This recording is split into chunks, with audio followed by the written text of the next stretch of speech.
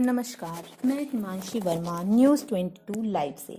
आज आप सभी लोगों का ध्यान माइग्रेंट वर्कर्स की कंडीशंस की ओर ले जाना चाहूँगी कि कैसे कैसे उन्हें दिक्कतों का सामना करना पड़ रहा है। अगर हम बात करें उनके आत्मसम्मान की, तो उनका आत्मसम्मान पूरी तरीके से कैसे खंडित किया गया है वो देखने को मिलता है। कैसे उन्हें एक टाइम की रोटी के लिए एक वेट करना पड़ता है, या कैसे उन्हें सारी सुविधाओं के लिए पीड़ित किया जा रहा है, या कैसे उनको अपने घर जाने के लिए लंबी कतारों में खड़ा होना पड़ रहा है। अगर हम देखें बांद्रा का, अगर हम देखें आनंद विहार का, तो हर जगह हमें यही देखने को मिल रहा है। फिर दूसरी बात आती है कैसे उन्हें घर से दूर रहना, कैसे उनके इमोशनल, साइकोलॉजिकल और मेंटल लेवल पर कैसे वो फर्क पड़ रहा है उस चीज़ का।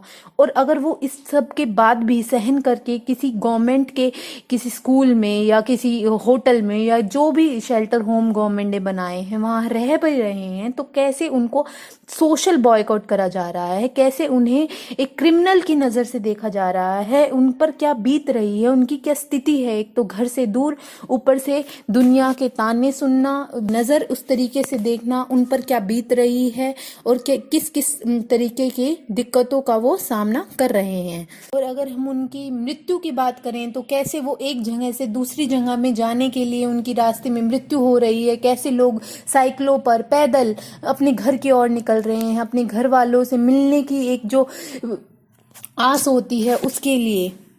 मेरा क्वेश्चन सरकार से है कि सरकार जब बस चला सकती है राजस्थान से उन बच्चों को लाने के लिए, उन अमीर बच्चों को लाने के लिए या मिडिल क्लास की फैमिली के बच्चों को लाने के लिए, तो क्या वही बस, क्या वही फ्लाइट्स मिडिल क्लास से नीचे के वर्ग, जो हमारा लोअर क्लास आता है या हमारे जो वर्कर वाली क्लास आती है, उनके लिए क्या नहीं चल सकती?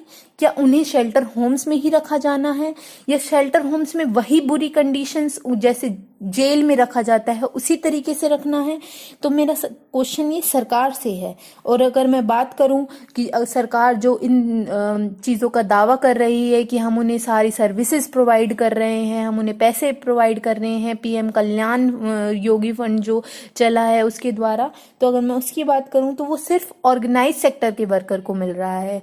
उन वर्कर्स का क्या जो अनऑर्गेनाइज सेक्टर में काम कर रहे हैं? और अगर हम एनजीओज की बात करें या प्राइवेट लोगों की बात करें जो अपने स्तर पर हेल्प कर रहे थे, तो वो उनकी ये ड्यूटी नहीं है, ये स्टेट की या सेंटर की ड्यूटी है कि वो सारी सुविधाओं को अपने लोगों तक पहुंचाए बिना किसी भेदभाव के। अगर हम नागरिकता की बात करें तो नागरिकता full and unequal membership which is granted to every citizen.